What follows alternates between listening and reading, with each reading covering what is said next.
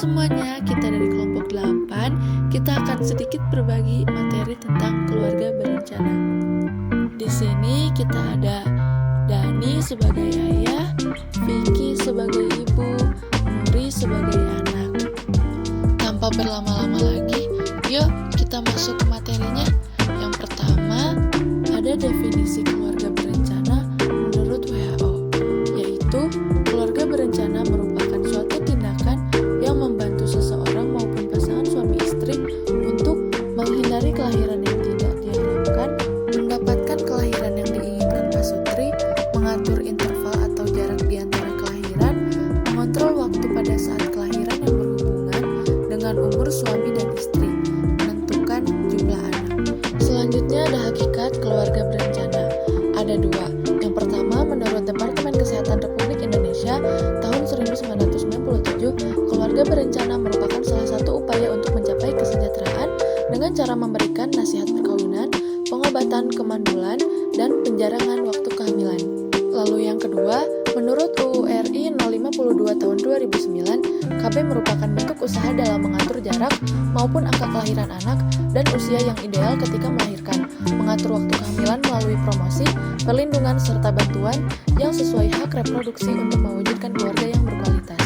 Berikutnya, ada macam-macam KB hormonal. Yang pertama, ada pil KB kombinasi progestin dan estrogen. Kandungan di dalam pil KB ini adalah kombinasi antara homoprogestin dan estrogen. Alat kontrasepsi yang satu ini membantu menahan agar indung telur tidak memproduksi sel telur.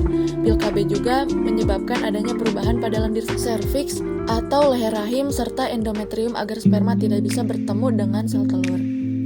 Pil KB umumnya harus diminum setiap hari untuk mencegah pelepasan sel telur atau ovulasi. Pada pil KB ini terdapat kelebihan dan kekurangan.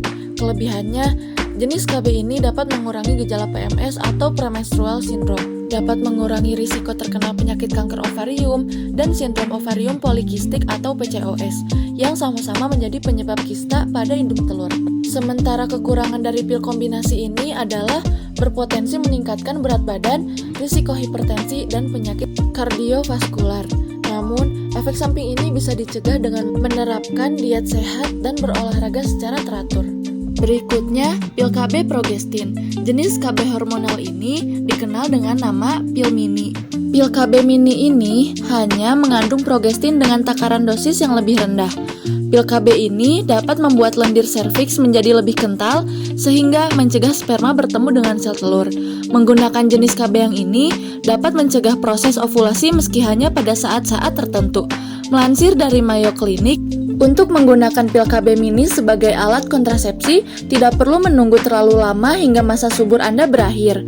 Penggunaan pil mini juga cenderung lebih aman dan tidak menimbulkan efek samping. Namun, pil KB mini tetap dapat menyebabkan peningkatan berat badan dan membuat siklus menstruasi tidak teratur. Selanjutnya, KB suntik. KB suntik adalah alat kontrasepsi yang diberikan dengan cara menyuntikkan hormon progestin ke dalam aliran darah. Apabila digunakan dengan benar, KB ini termasuk paling efektif mencegah kehamilan pada masa subur hingga 99%. Jenis KB ini tentunya lebih praktis dibandingkan dengan minum pil KB, karena tidak perlu khawatir jika lupa minum pil tetapi terlanjur berhubungan seks. Manfaat lainnya dari KB suntik adalah menurunkan risiko terjadinya kehamilan etopik atau janin di luar rahim. Hanya saja, jenis KB ini tetap memiliki risiko meningkatkan berat badan dan mengganggu masa subur.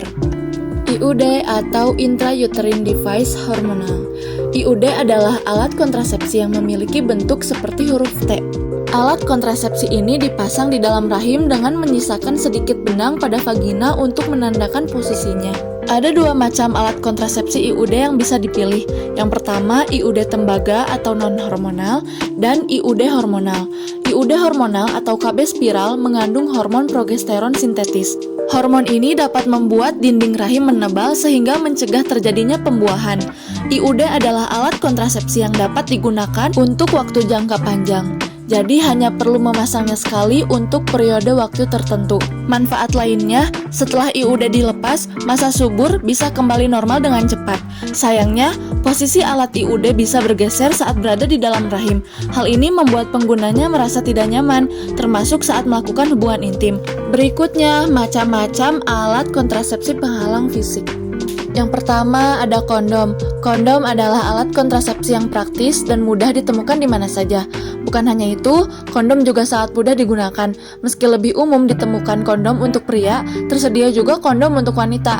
Memakai kondom menjadi cara efektif dalam mencegah terjadinya pembuahan saat berhubungan seks. Selain itu, penggunaan kondom dapat mencegah penularan penyakit HIV maupun penyakit menular seksual lainnya. Penting diingat, kondom hanya aman dan efektif untuk sekali pakai.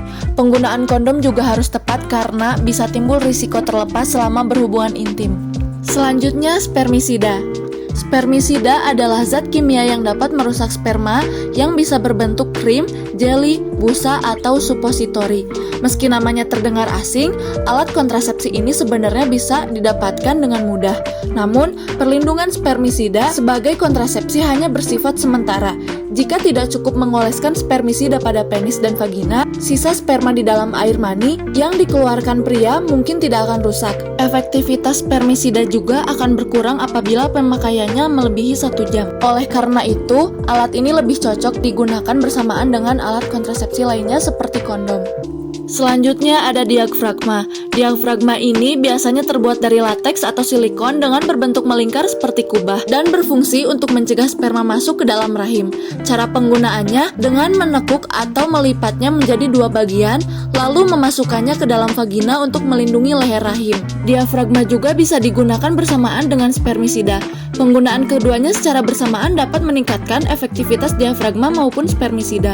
Hanya saja, diafragma yang terlalu besar bisa menimbulkan rasa tidak nyaman saat digunakan. Sementara, ukuran diafragma yang terlalu kecil berisiko lepas atau pindah posisi. Selain itu, penggunaan diafragma berisiko menimbulkan iritasi kulit kelamin. Tidak seperti kondom, alat kontrasepsi yang seperti ini bisa dipakai berulang kali. Yang terakhir, yaitu risiko kegagalan KB. Yang pertama, hamil atau gagal KB. Lalu yang kedua, perdarahan. Yang ketiga, perubahan pola haid. Dan yang terakhir, alergi atau iritasi. Sekian dari kelompok 8, terima kasih telah menonton.